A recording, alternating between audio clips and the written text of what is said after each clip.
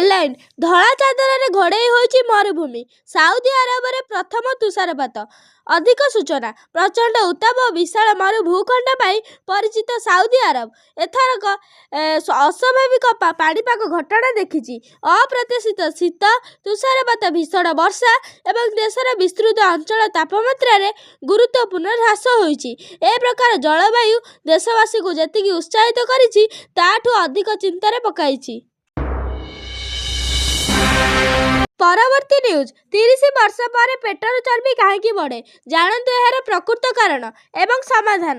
ସାଧାରଣତଃ ଦେଖାଯାଏ ଯେ 30 ବର୍ଷ ବୟସ ପାର ହେବା ମାତ୍ରେ ମଣିଷର ଓଜନ ବଢ଼ିବାକୁ ଲାଗେ ଏବଂ ବିଶେଷ କରି ପେଟ ପାଖରେ ଚର୍ବି ଜମା ହେବା ଆରମ୍ଭ ହୁଏ।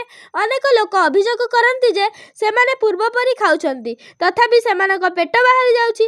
ତାଲିମପ୍ରାପ୍ତ ବିଶେଷଜ୍ଞ ଡାକ୍ତରଙ୍କ ଅନୁଯାୟୀ ଏହା କୌଣସି ସାଧାରଣ ଘଟଣା ନୁହେଁ, ବରଂ ଏହା ପଛରେ ଆମ ଶରୀରର ଜୈବିକ ଏବଂ ହରମୋନ୍ ପରିବର୍ତ୍ତନ